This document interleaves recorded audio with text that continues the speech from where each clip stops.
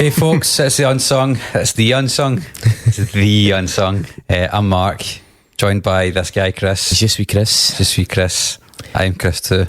And we're also joined by a guest. Il s'appelle Sean Campbell. Sean Campbell. Sean Patrick Campbell. Oh, really? Yeah, because there's another Sean Campbell in Glasgow who's also a photographer. There's fucking definitely at least one more Sean Campbell in Glasgow. But specifically, this guy's a photographer. And for the first few years that I was doing photographs, people kept messaging me on Facebook being like, hey man, nice to meet you last night. Can you come and photograph my event? And I was like, I don't know you. Yes, but it's not what you expect. Yeah, right, exactly. So Sean Patrick Campbell to give me my full name. That's quite funny. So I've just finished writing my first book, right? And if it does get published, it'll be under the name MD Fraser, Mark David Fraser, because there's a Canadian hockey player called NHL player called Mark Fraser. See, if you're doing that though, why don't you just go like full Boona and just invent a new name? You could, yeah. I've done it. I know you've That's done true, it. yeah. Yes. What is your actual I've name? actually done it multiple times. You just you just don't know that I've done. You Really? maybe know. You definitely don't know. No, I don't. There's an electronic music project out there in the ether with records that is me, but under a fake name. What? Yeah, that's a real thing. And he's got a catfish Facebook profile as well. My catfish Facebook profile, which by the way has now been stolen, so if you do see it, advocating Donald Trump, then give me a shout. But my catfish Facebook profile, I thought was a ridiculous name that wouldn't be an issue. It was actually, I was in a band and it was a fun band, believe it or not. You ever been in one of them? And Unheard of. we decided, let's make this fun by having like assumed identities and sort of get away for our own po-faced names and po-faced subjects, right? And so we all came up with these daft names, and mine just kind of stuck. And I used it for my Facebook because the only reason I got a Facebook was to run the band account, and ergo that seemed a sensible thing. And then it just kind of stuck around until I met somebody with that name. No way, really? And I worked with him for a while, and then I just ended up getting inundated with people's fucking emails who assumed like, well, that can't possibly not be him. That must be him. We've got friends in common. And I assumed this was a safe, ridiculous name, and it turns out it's not a safe, ridiculous name. Wow. In the end, mate, kayfabe always dies. Aye. She certainly does. So, Sean, Yes. who are you? So I am a musician. Haven't made music in a while, but been in a few bands in Glasgow. Your legacy endures.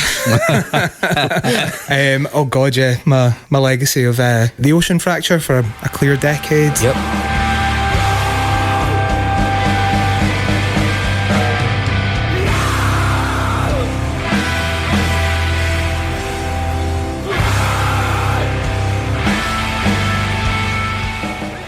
Then I was in a band when I first met you. That's right, yeah. Then I was in a band called Hunt Gather. That's when I first met you. That's right, yep. And then Thin Privilege.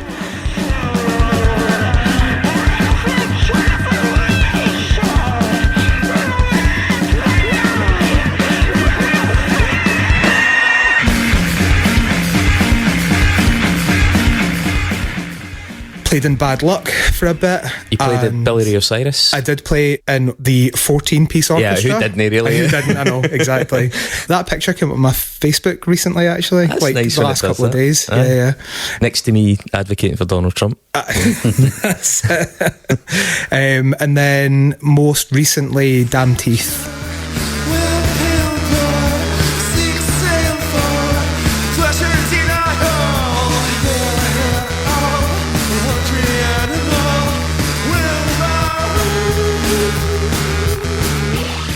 Who are on sort of a hiatus at the minute, but we do have a new record incoming pretty soon. I really hope that does get back on the rails, because that was a very strong project. But you're being too humble, because you're also a photographer of some renown. I don't know about renown, but yeah, I'm a photographer as well. Yeah, since 2015-ish. How would you describe your style of photography? Because I think your stuff's really quite distinct. Okay, but I'd be curious to see how you would summarise it. Sad and boring to the ends of transcendental. So that's to me, your work looks like a whole series of potential Godspeed You Black Emperor covers. Okay. I'll take that as a compliment. That's sad and boring to the point of transcendental.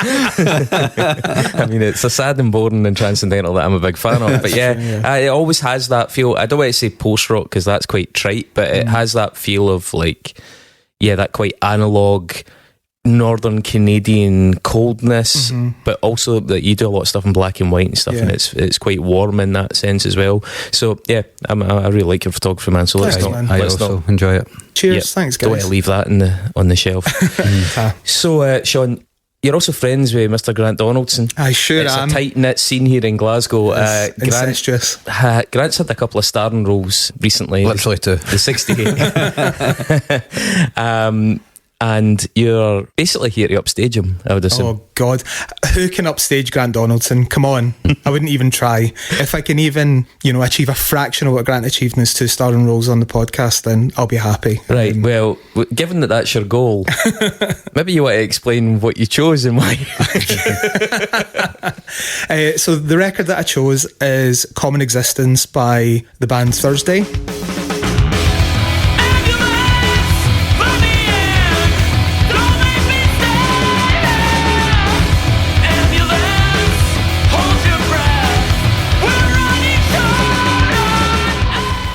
Released in 2009, it was their 5th record. The reason that I chose it, because it's never the go-to when people talk about Thursday, for like better or for worse, when they speak positively or negatively about them, it's never the go-to. But for me, it's, I think, the most interesting in their canon, but I also think there's a lot to talk about in relation to the arc that they had as a band. I listened to your REM extravaganza recently. I've seen it described as a mini-series, by the way. Just by dint of having to break up into so many parts. The reason why I bring REM up is that there's a sort of handful of bands, maybe, I don't know, 5 to 10 bands, and they are like hills that I'll die on. So bands that people sort of turn their noses up at or have like a very particular, quite negative reaction to. REM is one of them. Pearl Jam's another. Thursday's one of them as well. Would you die in the Pearl Jam hill? I would die in the Pearl Jam hill. I might have a job for you in future. Records 2 to 5, I will go to bat for them. And you mention that to people and they're like, pfft. Let's not go down a Pearl Jam deviation, but I'll save your number. Okay, excellent.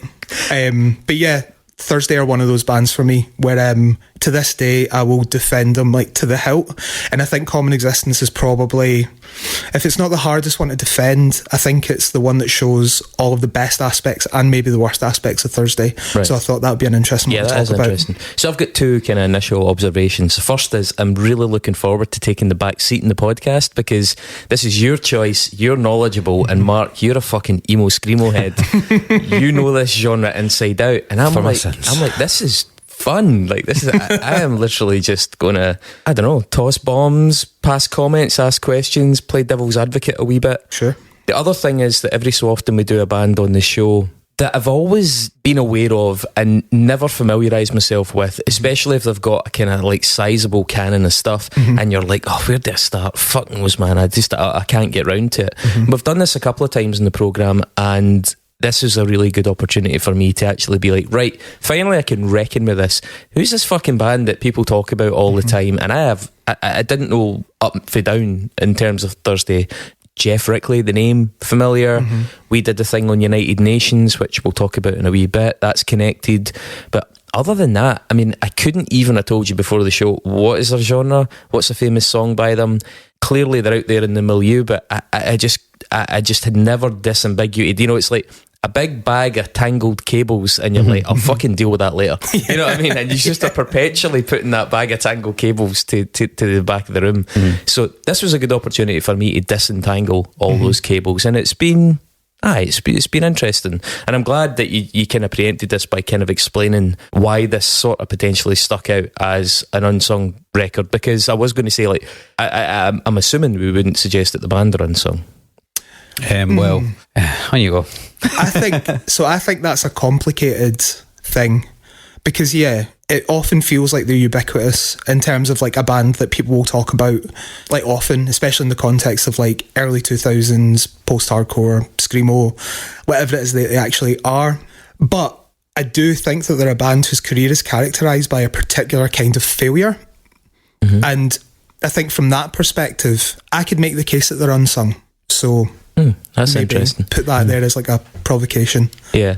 Also, something I've realised recently as well is that I'm increasingly doing these episodes with one eye on the thought that the person from the band might actually be listening. That's honestly quite possible with Geoff. I think that's quite possible in this case. And so I Hi, hope, Geoff.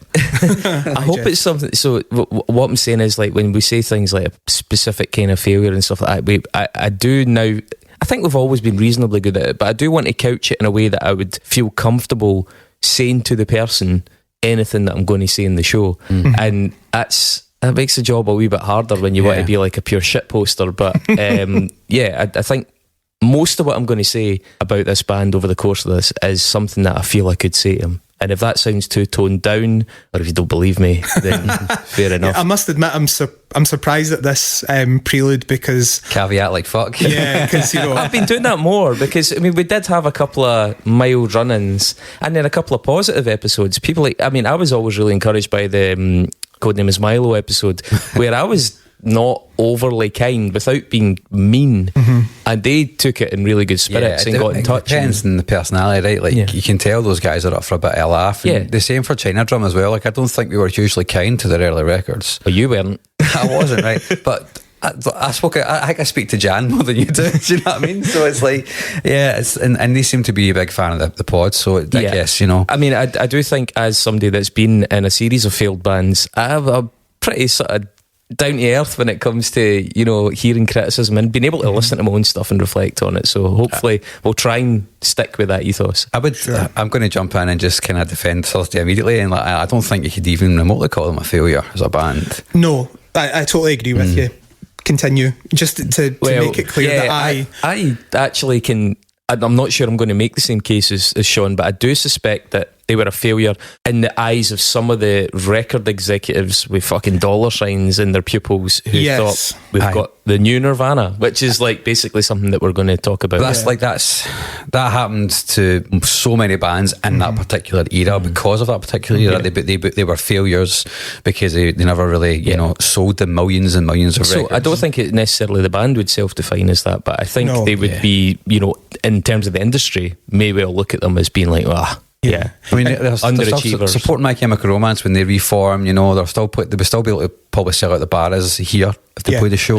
I would still call it fairly successful. Well, I mean, I have to say, like, my entire lifetime ambition would have been to be a band that could play that sort of bars-sized venue. I mean, you wouldn't want to get any bigger than that. I just don't see the appeal of getting any bigger than being a band. So, from my perspective, they're a fucking roaring success. So, I think it's important to say that when I talk about the failures that characterise their career, it is contextual. I'm in much a similar position as you, Chris, where like the kind of success that they've achieved is something that I could only dream of. But the goalposts change the bigger you get, the more you're promised, or even just like the way that the dynamics within your own band change what your own band is like potentially capable of. And why I think Common Existence is a good place to talk about a lot of this.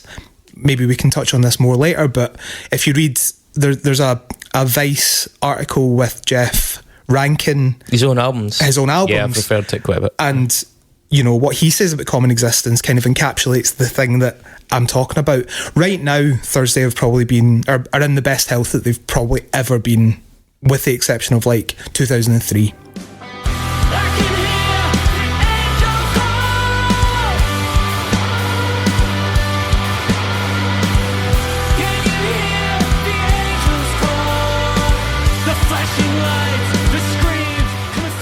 I'm going to see them at Outbreak.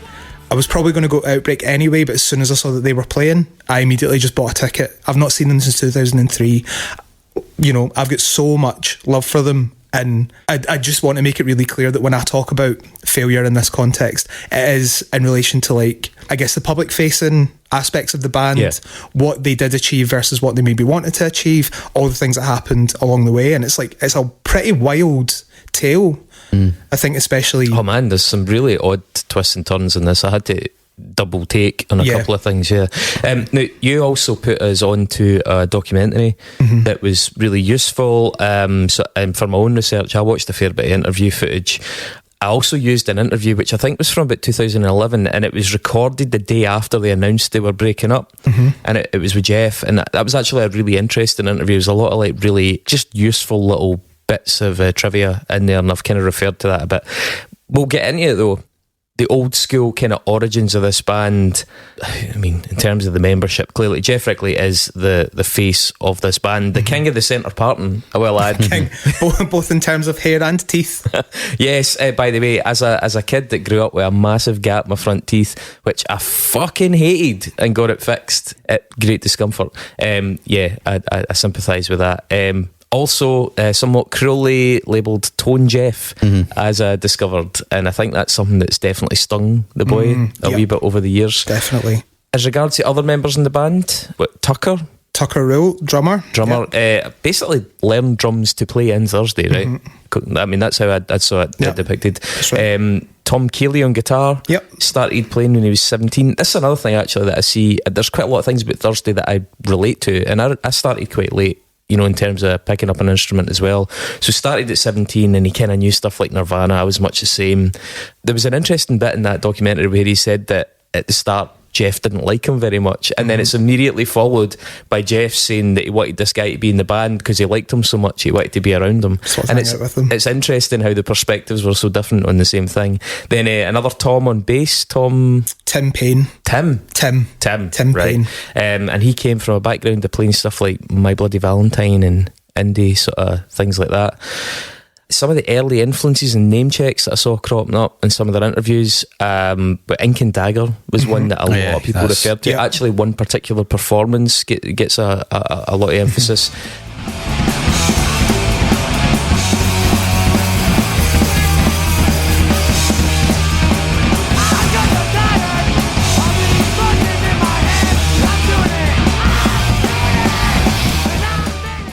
Seemed to be a really pivotal band.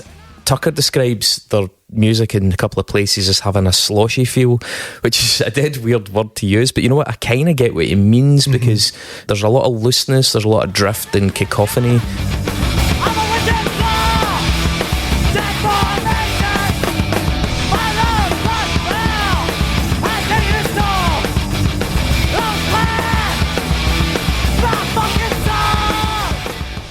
And Ink and Dagger had that way more than Thursday do. I mean, Thursday are much tighter by comparison. Ink and Dagger were quite a ramshackle post-hardcore band. It was quite bouncing off the walls, rackety. And yeah, I totally get that. Yeah, Tucker then says that Thursday were kind of hoping to try and emulate part of that, but with like hot water music sing-alongs on top. There's a lot of that in like the guitar interplay. You know, you get that kind of hot water music kind of breaking down accords and all that, and you know, kind of just doing slightly interesting picky parts together, which is actually one of the things, like when they actually got a keyboard player like full time later on, that actually really helps to make that sound even fuller, because it lets them go away and be even more interesting without having to worry about filling up that whole spectrum, you know, which was a really, really clever compositional choice on their part, I think. Yeah. Let's talk about New Brunswick and Basements. We've talked about that before. Lifetime. Yeah, we have. So they're from New Brunswick, and again, to emphasise, that's a city in New Jersey, not the Canadian province.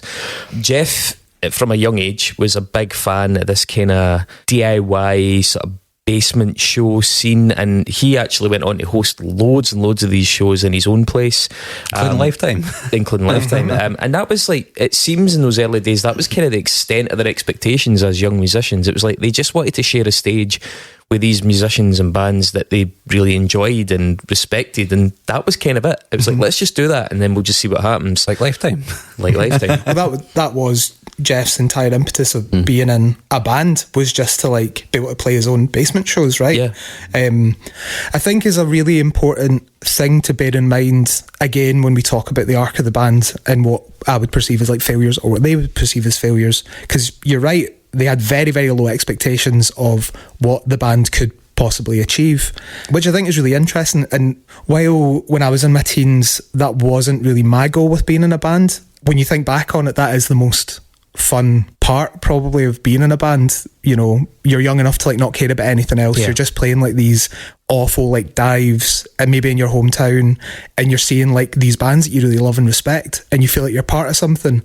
So yeah, I think that's absolutely. Now, Mark, you've mentioned Lifetime quite a bit. We did the Lifetime album Jersey's Best Dancers way back. There's a track in that called Theme Song for a New Brunswick Basement Show.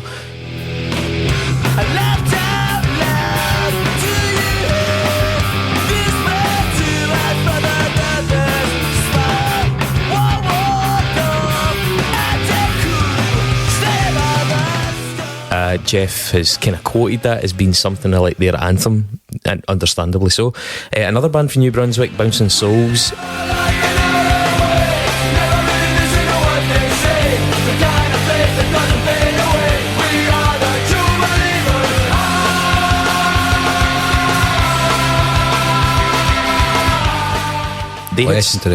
They had started touring before Thursday kind of became a band, and Geoff was describing how they were kind of local heroes as a bit of an inspiration to like, you can do this, you can come from here, you can go out and play these shows. Also, I didn't know this, apparently Bouncing Souls had a bit of a local reputation for being like crazy party animals and throwing toilets off roofs and stuff like that at house parties and things like that. Their drummer's now the Hot Water Music drummer, George Bello. And then Geoff mentions quite frequently another band from New Brunswick who got a bit passed over, but they're called You and I.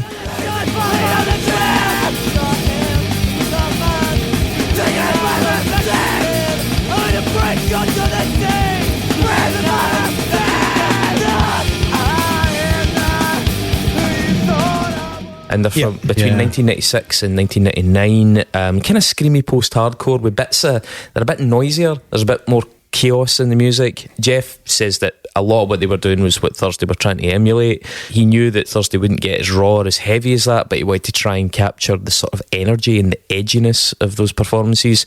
One of Thursday's first shows was one of You and I's last, and I think actually You and I's last ever show was in his basement.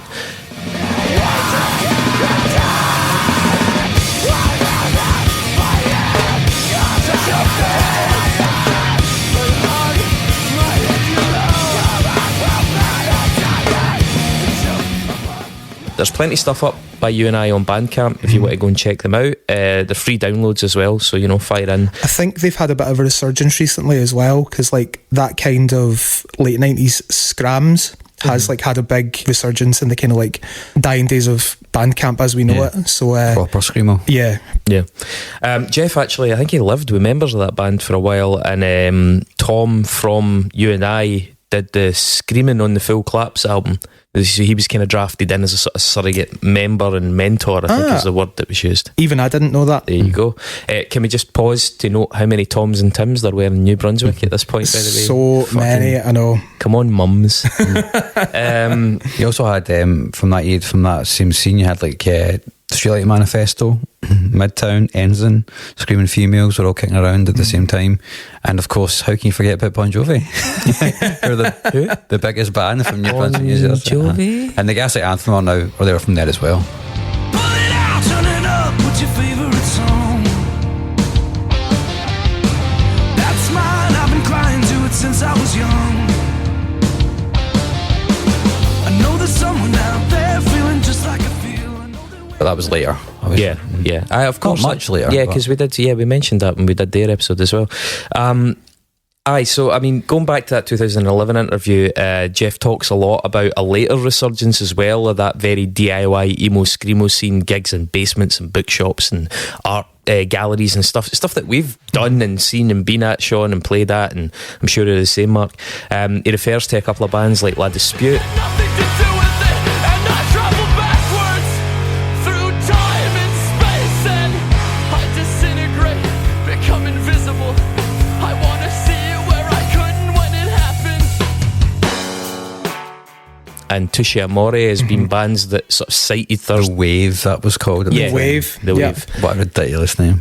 as being bands that were inspired by them. And like, not long after, I mean, this interview was 2011. I think those bands started to break through in 2009. Yeah, it was pretty soon. Yeah, and I think Touche Amore was released by Rickly's Collect Records, wasn't it?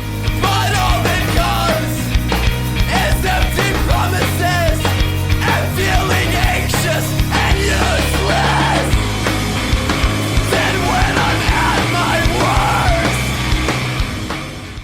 It was like, because he always did co-releases initially, and that was a co-release on them. So we should probably mention Collect Records, because this is where one of the most interesting immediate bits of trivia pops up. A guy called Martin Shkreli, who was a silent investor in that label.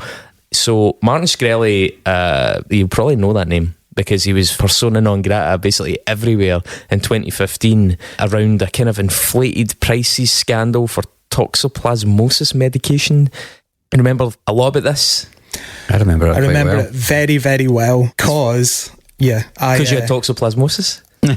I remember getting a phone call from my friend Nick. Can I just ask, is this the thing you get off cats? Yes. It is, but I thought it was an AIDS medication.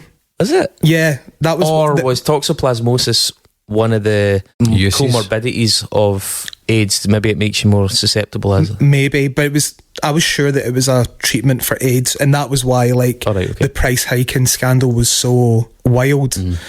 But when that news broke, I remember my good friend Nick, who is very good friends with Jeremy from Touche, telling me about why that would be such a problem, that Martin Shkreli was all over the news for possibly some bands in the kind of post-hardcore screamo world. Because, obviously, as you said, Martin Shkreli was a silent investor in Collect Records, which was Geoff Rickly's record label, and it was like the kind of crossover scandal that you just don't see coming at all. Yeah, it's mad, isn't it? Really, really wild. So apparently Shkreli had bought the guitar that was used to record Full Claps for $10,000, and that's how they initially kind of crossed paths. And then supposedly the estimates are that he invested almost $1 million into that label. So when he withdrew that amount, well, they had to do something about it. They had to address the issue. Loads of the bands were up in arms about it, and it was only about 48 hours before Rickly came out and said, look, we're going to be ending our association with Martin Shkreli, and the funding was removed. But the funding being removed really affected the label's solvency. And so that was in 2015. The last actual releases were Wax Idols and No Devotion in 2015. We'll come back to No Devotion. And the label formally ended in 2018, I think it was, when it finally it wrapped up. So it was still selling and ticking over, but it didn't release anything subsequent to 2015. But yeah, that's a really odd collision of worlds, isn't it? And he was, pardon the pun, but toxic. He really was, his fucking face was on dartboards across the planet. Yep. And he's in jail now, right? Yeah. For fraud? This is the problem. I don't want to say because I'm guessing here, but there was some fucking ridiculous measure that he tried to take to get out of this or something like that. Got me to Google it? No, fuck it. He's a prick. Geoff Rickly, though, we've mentioned him quite a bit, and we should talk about him because he's a big character, whilst also being, I don't say a small character, but being quite a humble guy, being quite a down-to-earth, natural, likeable dude. At least he comes across really quite well.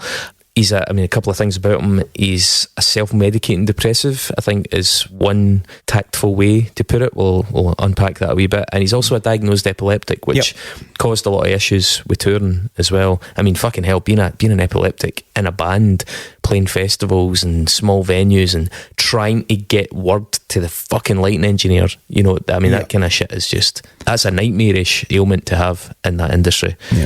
And I have to say, watching the footage and listening to a couple of podcasts of Geoff Rickly speaking, I find, as I mentioned this before, I find the story of Thursday and the perspectives of Geoff in particular, really highly relatable. I think one of them, so he's an only child. I think a couple of the guys in the band were only children. I'm an only child. Me too. And, so one thing, and I genuinely only really put this together within the last year, but my approach to being in bands almost became like a surrogate family thing, Absolutely. You spend intensive amounts of time in close proximity. You're kind of interdependent. You go on these trips, seeing all these different parts of the world, and you always remember those in reference to these other people. There's a sharing, there's a commonality, a sense of shared experience in there. And he talks about how the band became a surrogate family, a proxy for that companionship that you don't have as an only child a lot of the time. And actually, I found that really poignant, because that is, as I say, only something I've put my finger on. Why was my approach to being in bands always so different to a lot of the guys that I played with, who were they saw a band as that's my band, it's my family, that's my band. But I never had that same hard boundary between those two, and it seems to be a big part of only children getting into like really tight knit bands.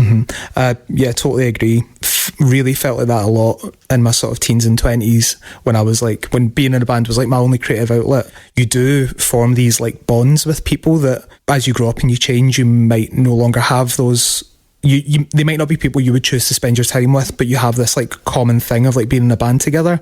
But I think it's also the reason why that when bands break up, they can break up in such spectacularly messy ways, because you kind of have this there's a lot of rejection involved. Yeah. It's this is the thing as well, it's not always symmetrical. It can be incredibly personal for one party and actually quite transactional for the other, which again just exacerbates that sense of acrimony. And I guess as well, when you have that shared experience and you're all pulling in this direction where you're all trying to like achieve this dream, you know, we all think of, you know, if you're in a band, there's like the dream of like making it, being successful, making money from it, or even just being like popular or making like the music you want to make. But because you have that shared experience, it often also allows the kind of animosity that friends would maybe deal with in particular ways resolve or like separate when the friendship wasn't working. You kind of let a lot of that stuff slide, and I guess at the point where you are no longer like family, that can just become quite explosive. And as far as I can tell, that never happened with Thursday. Yeah, and that's actually nice, because that's one of the encouraging things about that story, is that he lays that out, talks about that development of a sense of brotherhood, and it maintains, by and large, at least as far as I can tell. Certainly, you hear a lot of stories to the contrary of that. I've experienced a few of them myself, where you end up just something just breaks down, and it just seems to break down in a way that is just extra catastrophic when you've put so much more emphasis on the importance of it in your own subconscious. Like that's the thing, you're not aware of doing it, you know, but that need for things to work, that need for it to feel special and important, and then one day you realise, oh, this doesn't mean the same to them as it means to me. So I think it was actually quite an encouraging part of Thursday that they managed to maintain those bonds and seem to still have those bonds, with the possible exception of Andrew Everding, their keyboard player, who seems to, certainly since 2020, when the kind of initial reformation, he's been quite absent. And I did my internet sleuthing, and he's the only member of the band, like sort of past or present, who doesn't follow Geoff on Instagram. All right. And the only references I can find to Does he Andrew, have an Instagram? He does, and he follows some of the other members of Thursday. All right. But he doesn't follow Geoff. And Geoff is the most like active member of Thursday on social media as well. So, I mean, I don't know, pure speculation, and you don't know where people's lives take them. But as far as I know, he was heard it here first, folks. This is now a gossip podcast. He was supposed to be involved in the sort of like... Do you have a column in the Daily Record? I've got a column in the Digger, mate. You're that cunt with a bike helmet. Right. Yeah, I mean, I really found some of their interview stuff quite touching, and they're obviously a very honest band. Geoff in particular is very honest, and another way he was very honest is about his heroin use. So we're talking about self-medication. He originally was self-medicating with, we'll say inverted commas, lighter drugs, but it graduated to heroin use. I did listen to him talking about how he actually got onto heroin, and it was to do with he lost, or he had a stash of pills, and he was onto pills, and he lost them, and was basically starting to withdraw, and bought heroin thinking this might help. But then he said that he just sat and sort of stared at it for days because he wasn't really ready to do it, but obviously the withdrawal would be kicking in, and he said he like literally sat and weighed it up, like, do I take this, or is this just the moment to just kill myself? Like, is this just the time to just opt out? And actually, you know, he's candid discussion of that, he's done it a few times, and he's obviously a guy that's had many a dark night of the soul. But yeah, a fascinating guy. I mean, again, we're going to talk about, you know, the new Cobain thing. I think his troubles with substance abuse were almost kind of romanticised by some people, you know, adds to the intensity and the, you know, enigmatic nature of some of his art. How has he fared over the years? I've not been following Thursday, but have there been periods of inaction that have been attributed to him struggling?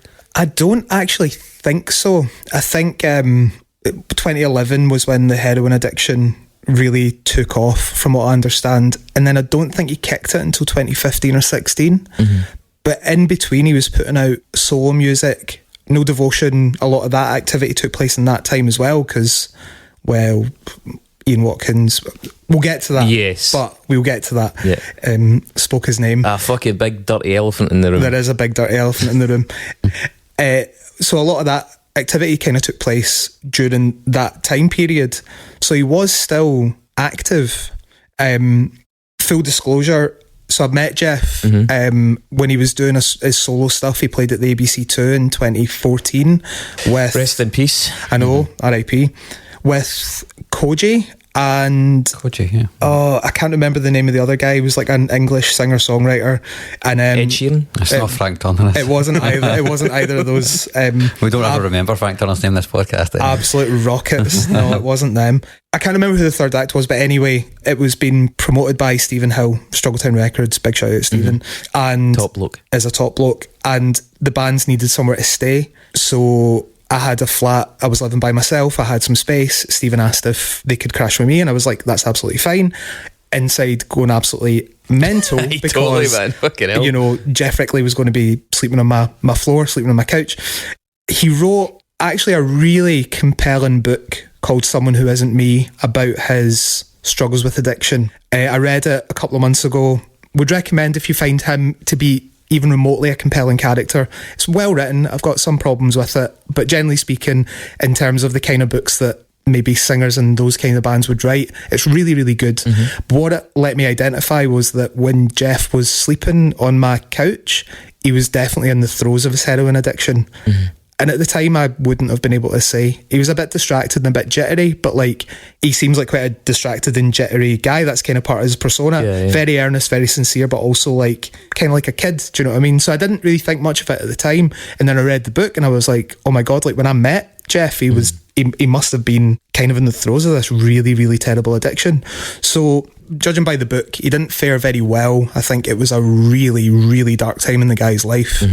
But he kind of managed to stay functioning, high functioning. Functional is it's that kind of, that's the word I was going to throw in there. It's like a functional addict, and I'm sure he would probably beg to differ at many points, but being able to hold down a band, being able to see through the tours without the tours collapsing, and that sort of like Cobain and Rome sort of fashion, you know. There is a level of functionality there to be able to do it for years and then to get past it and emerge out the other side.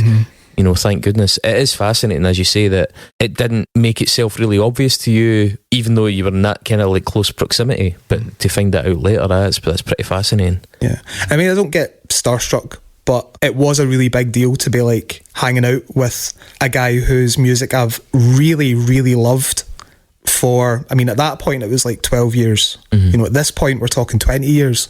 So I might have been a little bit blinded by that. But no, I mean, I would like to be very clear that like I don't know Geoff, you know, apart from that interaction, him staying on my couch, like you're not making any claims on like your best buds. No. But my interactions with him were nothing but positive. I had a really, really nice time hanging out with him, and he was very gracious and very tidy, very respectful. That's a good sign. Absolutely, because we know what those touring musicians can be like.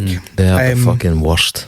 So I had nothing but positive interactions with him, but yeah, by all accounts he was really in the depths of something, I think, when I met him. So just a wee note for listeners, by the way, if you are in a touring band, number one priority is be the touring band that does the dishes, wipes the toilet seat, uses the toilet brush.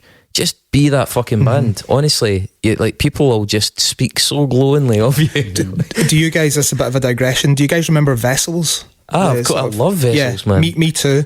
Vessels, good pals of mine. When they used to play in Glasgow, so they used to play up here Future quite a lot. Episode, by the way.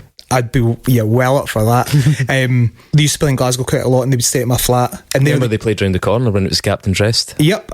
Yeah, I was there. Anyway, they are by far the best touring band that I've ever had stay at my house. I went out to work at 8 the morning after the show, and when I came back, they had cleaned, not just tidied, cleaned my entire flat. That's amazing. And I'll never forget that. So yeah, like rearrange the spice cupboard, and I think they sort of did like do a full number on the kitchen. It was amazing. They do seem a bit Oxfordshire. That's quite, I mean, they're very polite. Yeah. Very polite. But yeah, what you said is true. Like, just Be that band. Just be that band. Oh man, I mean, we were a well-drilled unit, and we were so courteous on tour. Like, we always left that house at least as nice, if not nicer, than when we got there. So yeah. Anyway, Geoff had a couple of like really interesting incidents. He was mugged in 2013, lost his rent, his phone, and what is euphemistically titled medication, but was basically his drugs. And also, fucking hell, 2015, he was poisoned in Hamburg and then robbed. And I was reading this, I was going, wait a minute, should I be reading between the lines here? And it turns out there was like, I mean, I don't know if you've ever been to Hamburg. I really like Hamburg. The Reeperbahn area, I think it was at the Rock Cafe in St. Pauli. And supposedly they said that his drink was drugged, and then he was followed as he was like really succumbing to whatever it was in his drink, and they mugged him and robbed him. And seemingly there was a bit of a spate of this going on. It's fucking nightmarish, man. I mean, the Reeperbahn is chaos. Like, it's wild, but even knowing how wild it is, that's pretty shocking. And it's mostly fucking Brits as well. Fucking stag doos. It's like the budget stag do destination because you can fly direct. It was so many Scottish voices. Total redneck. However, fantastic city. I'm not shitting on Hamburg. Cool. Absolutely love Hamburg. Arguably the nicest city in Germany. I'm putting that out there. Cool. But anyway, pressing on. We should go to Hamburg and interview a Copsy there. Yes, that's where the Copsy are from. Man, honestly, I've got a lot of time for that place. I saw that band Big Brave in Hamburg. Oh, nice. Yeah, last time I went. Just on the topic of the mugging, like Geoff Rickly's mugging in Hamburg, am I not right in saying that was also 2 days after the collapse of Collect Records? Was it? Yeah, it happened like a week. Because he found out about the Martin Shkreli drugs price hiking when he got off the plane to tour Germany with No Devotion. So he got off the plane, turned his phone back on. And he was in No Devotion. And he what was a in, nightmare. I know, oh my God, brutal. He's listening. But yeah, his phone blew up like with messages when he turned it back on, which was like, have you seen this? Martin's all over the news. I think that's the kind of sort of catastrophe, like disaster, failure, that sort of recurs all the way throughout. And I think that's more what I'm trying to get at. There's always something really dramatic having happened. Fate seems to intervene a lot, doesn't it? Yeah. So we've mentioned Cobain a few times, and I think there was definitely a recurring narrative that when Thursday were on the way up, when they brought out that second record especially, there was a sense of like, oh, is this it? Is this the arrival of the emo Nirvana? Is it arrived? Do we have a new Cobain figure, like a kind of troubled, edgy? I mean, you're saying obviously his heroin addiction wasn't an issue at that point, but there was a sense of this quite deep, thoughtful, slightly melancholy, but live they were very energetic and confrontational and exciting, and there was definitely a sense of labels being like, could this be the one? I mean, it was like Victory Records they were on. Yeah. I think they thought that they had a Nirvana on their hands. Yeah. So they were on Eyeball Records for the first record, and then Victory got them for the second. Yeah. And there was all of a sudden this huge amount of buzz around them off the back of Understanding a Car Crash. Crash my car every day the same way. Can't you let this pass? The time it takes to let go. Time runs through our veins. Starts again. The first proper song on Full Collapse, second record. The one that even I know. Yeah. Labels just started going nuts for them. I think especially between the second and third records, the success of Full Collapse kind of catapulted them into this world that these sort of screamo kids from New Brunswick basements just were not prepared for. And Geoff became the absolute lightning rod for a lot of that stuff, which, and this is no disrespect to him because I do find him really compelling and really interesting and I love his music, but I was listening to them in 2003, and even at the time I was like, I don't get this. Yeah, I agree. Like, how do you? I don't see that. No, at all. It's not the band that has. They don't have like a hook anywhere near as big as a lot of their contemporaries had either. I mean, I guess from the perspective of if you listen to their contemporaries, which I know that Mark that you do, and I did a lot when I was younger, and some of them to this day, I still think there's something going on with Thursday that isn't present in most of their peers. Something that is a lot sort of more melancholic, less, I don't know, Chris, you'll probably roll your eyes at this, but like less angsty. It's not angst, it's something else. It's maybe a bit darker. There is something present in the music and in Jeff's lyrics maybe, but it's not Cobain. I mean, It's- I think Thursday feel less contrived than a lot of the bands that were around at that point. I would say like Finch is an example. Like Finch feel a little bit contrived to me.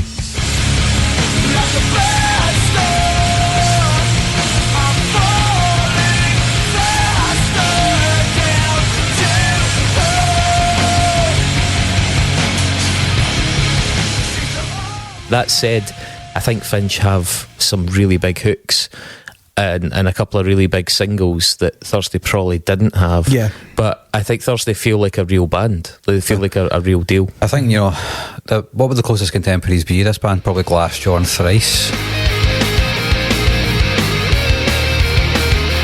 Now I lay hero in my life to a stranger, and I realize that empty words are not enough when left to with the question. Would probably be the two other really big bands in the era, because Thrice made a jump to a major at the same time. Yep. I think it was the same label. Was it Island as well? I think Yep, they were also on it Island. was, yeah. And then Glassjaw went right to Roadrunner, then went right on to Warner Brothers, do you know what I mean? And so I guess when War All the Time came out, they had their second record as well.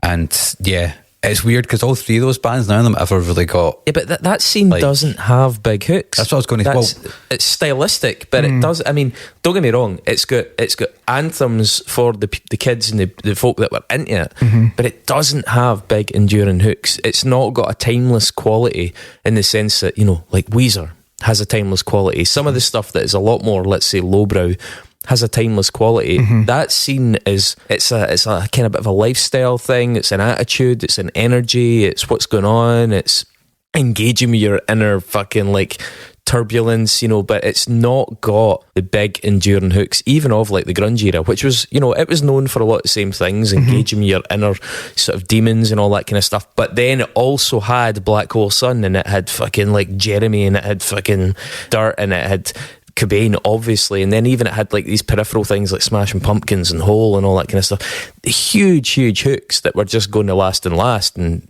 that scene, I just don't feel, as much as there were beloved tunes within there, they didn't have that lasting appeal. And I include Glassjaw in that. I mean, Yeah. fucking hell. I mean, Beating Heart Baby totally outstrips anything. Head Automatica, that is. But, Yeah, that Glassjaw ever achieved in terms of like enduring legacy.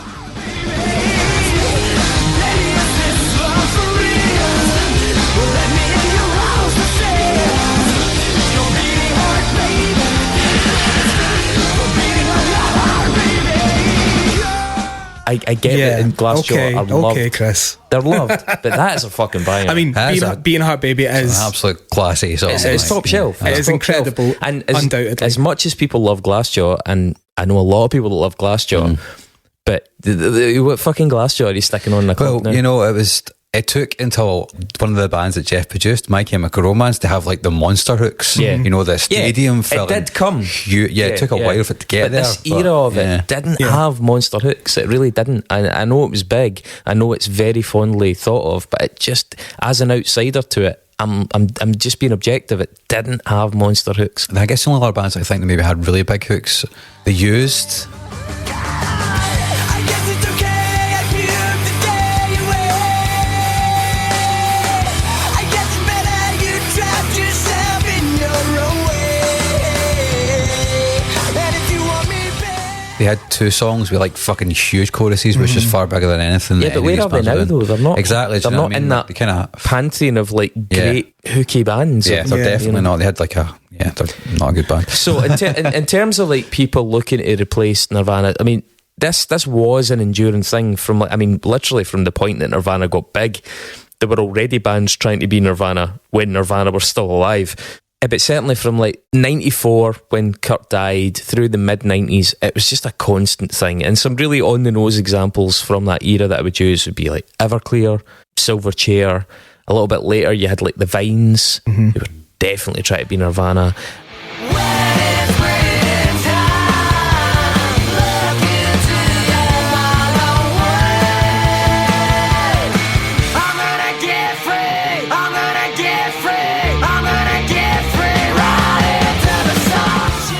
But The later 90s. Nickelback, you've totally missed Nickelback Well, there, mate. see, yeah, no, it's true. Although they were a bit of a misjudged one, and I think it's similar to Bush. Like with Bush, Gavin Rossdale, they weren't really trying to make another Kurt Cobain because he was a wee bit closer to Johnny Depp than he was to Kurt Cobain. It was sort of like a pretty boy thing, and I know loads of people fancied Kurt. He's starting his Bush defence again. I would like to point out that I'm with Chris on this. Team Bush. I'm Team Bush. I'm no horse in the race, but like there's an episode coming down the line where Bush is going to feature Ben Power quite heavily. is fucking going into conniptions right now because he's 100% in for Silverchair. Yeah. Anyway, so late 90s, you had obviously Fred Durst, Marilyn Manson, not even late 90s, but you know what I mean. By the late 90s, you had Fred Durst, 90s, Marilyn Manson, Eminem. Like they had taken over, and people weren't looking for the new Cobain at that point, but it did come back around, and it came back around a lot. I feel with Thursday, that early 2000s period, folk were like, we need to find another fucking Nirvana. We need another Kurt Cobain figure that unites a generation. And I mean, are there any others? And I mean specifically from that 2000s scene, because I'm going to then mention 2010s, but is there anybody for the 2000s that you think was sort of trying to be moulded? Do you know, I was thinking about this really seriously over the last couple of days, because we talked a little bit about it before, to like think about this. I really cannot think of anyone who even got a sniff of that kind of epithet. I don't think they got off the boards. Yeah, no. I definitely don't think there's that. I mean, as absurd as it seems in hindsight, even like Brian Molko, people were trying to like get that icon with that controversial troubled icon thing. I mean, it really wouldn't stick at this point though. I found that there was an article in the Diffuser magazine, and I mean it's painfully of its time, but it then analysed like the bands of like the 2010s, and some of the ones that they came up with, Zachary Cole Smith, is it Dive, yeah. Dive.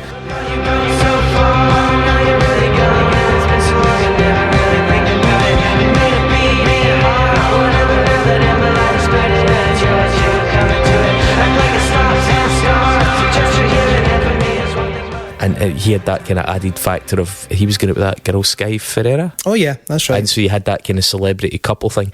Is it my imagination, or were they the band that had some mad controversy? That's ringing a bell, but I never got into Dive. I'm thinking something fashy, was it? I don't even know the band. So. No, I mean, well, anyway, I thought there was some kind of PR atrocity, but Dylan Baldy from Cloud Nothings, he was another one that Diffuser had picked out. He even, they went and did the Albany recording thing. Nathan Williams from Waves, now I think they did have some kind of like brush with cancellation.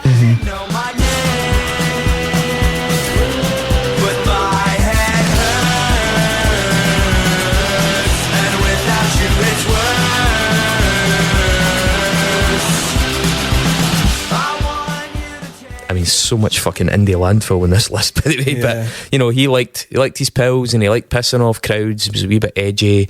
Then, I mean, other people at that time that they were trying to foist upon us as being this kind of icon. You had Christopher Owens of the band Girls. I wish I had a suntan.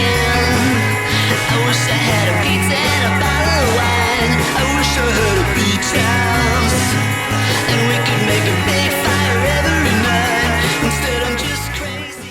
He had been in some kind of religious cult with his family. I think he ended up in Eastern Europe. His mum went into prostitution. It was some sort of quasi-tragic story. Wow. And they'd kind of held him up as being this, maybe this will be the voice of a generation. I mean, they even started going for like people like Ty Segall, who, I mean, when he clocked these sort of comparisons, he was like, I think it's just the hair. And Kurt Vile as well, who really pretty tenuous at that point. But it's been a constant thing since the start of the 90s to try and find Kurt Cobain. Who is this blue-eyed guy that'll look pained into a camera and unite a generation and elicit the passion that he managed to do? All these disenfranchised kids that can't give voice to their inner turmoil and the fact that they're misfits. Who is this person that's going to do that? And there was definitely a sense from that second album into the third album that maybe Geoff Rickly, maybe Thursday were going to provide. Yeah, it had the same kind of momentum and just about to write a good hook feeling that Nirvana had from Bleach, which they just didn't capitalise on with War all the time. And I think Geoff Rickly's on record as saying like that wasn't really, like they deliberately went in to make a record that wasn't that catchy on a major label, because he would have found it wasn't complex enough to be satisfying to him otherwise, you know. So I think going back to what you were saying about that era not having like hooks in the way that like grunge did, what I've always thought with Thursday, and I guess with bands of their ilk that I do really like even Glassjaw, it's not really about craft. It's not really about like different kind of craft. But it's not about like the craft of like songwriting craft. It's not about writing the perfect version of the thing that they're going for, but it is about ideas. And with Thursday, like they do something that I often find like quite difficult, where they do like I hate a tempo change, like really hate a tempo change as a rule. And Thursday do stuff like that quite a lot, or they'll do like a bizarre key change, or go from like 4/4 to 6/4 for a reason that doesn't really seem that obvious. They kind of make it work, but it's obviously not about crafting this perfect ideal 3.5-4 minute long rock song. It's about putting these ideas in and then bringing like Geoff's lyrical ideas and putting that on top of it or whatever. Yeah, because I mean that's the kind of thing that makes an executive at Geffen, Virgin, Warner just fucking despair, because they're like, oh no, stick with the 4/4, we almost had the single, and it's almost a slight bit of sabotage, and I admire that integrity. I do like that, especially when it works. That's my caveat. But if you're out to be the next big thing, you're not really doing shit like that, really, because it confuses the punters. It does. I mean, you can get a certain amount of success, but if you start throwing in odd timings and tempo changes, your success tends to have a ceiling. And so clearly they weren't, writing for that, and that must have pissed off a lot of people who'd already sort of like made a down payment on their new car. Yes, it's an interesting sort of philosophical thing to ponder, right? Because you're taking the major label deal partly to get away from Victory, which it turns out they end up having a good relationship with after everything happened anyway.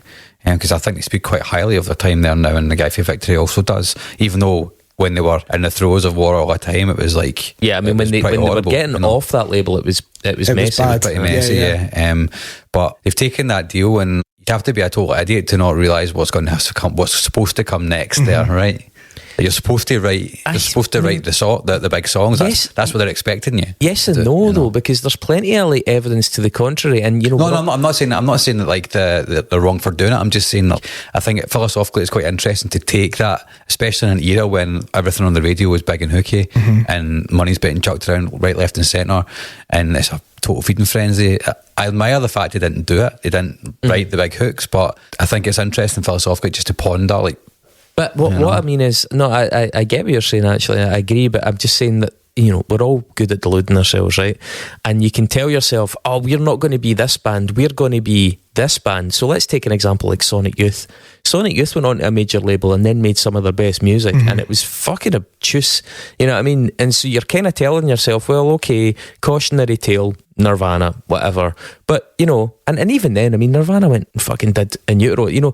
If you're in a band and you take that major label deal and you are still looking to try and record stuff that is, I would say legitimate, it's not the word. Challenging to and satisfying to you. And you're fulfilling, creatively, I think you will tell yourself, well, we won't be this band. We won't be the sellout band. We will be the band that sort of stuck with their principles. And even going back to the 90s, you had examples of that. Jawbox were on a major, and fucking Helmet were on a major. Shudder to Think's my go-to. Yep, always. Exactly. So I think you can convince yourself that it is possible. But invariably, the people that run those labels, thinking they've maybe just signed this, goose that lays the golden egg, it's unavoidable that they would be a little bit disappointed. And Thursday, fair fucks to them for sticking with their craft, with their art, with their integrity. But it must have been, there must have been some like disgruntled board meetings. Well, in that documentary, the Kill the House Lights, which I want to talk about a wee bit more actually, because there's a couple of really interesting things about that. But in that documentary, you see their A&R guy from Ireland. So he's talking about signing them on the back of Full Collapse, and basically just been like, he's saying with a total straight face, like, we told them just come to Ireland, we will give you the money to just be the band that you are, but we'll ramp up your budgets, you can come, you can make whatever music you want to make, we're really excited, we think you're going to be the next big thing, you're already in an upward trajectory, we just want to facilitate that. So then the band go and record War all the time. they turn it into that guy, and he's like, nah, there's no singles on this, you need to go back into the studio. Exactly. And then when the next phase of that happens, where they are trying to get off of Island, his demeanour changes. I mean, it's all obviously recorded after the fact, but him recalling it, his demeanour changes, and then he starts sort of talking shit on the band, starts like making comments about how they can't communicate with each other, and how everything is melodramatic. And it was really, I think it's really interesting to watch that guy, who is a pure agent of music industry capitalism, Absolutely. able to tell them, you can just be the band that you are because that's what we want, until you don't turn a single in for us, and then you're all pricks. Yeah, I mean, there'll be so many signed musicians rolling their eyes at that because they've all heard that. You just be you. You just write your songs, knowing that is not worth the fucking paper it's printed on. Like, you don't mean that. It's a white pony effect, right? It's like turning white pony. Like, you've not got a single, and then they're going right, back to school. Right, guys. I think we will wrap the first part of this side A up here. We'll come roaring back in with a couple of interesting facts about Thursday in the next episode, and then we'll have a wee skim through their catalogue and get dug into the main event, followed by a really rather delicious Nexus. I think you'll agree. Sean, how you feeling? Feeling good. Yeah? Excited to be talking about a band that I deeply love, that people often give me shit for. So far so good. I don't think Thursday will have switched off yet. They might have punched a wall, but they're probably still listening. So They will have heard worse. Yes. Alright guys, see you shortly. Bye.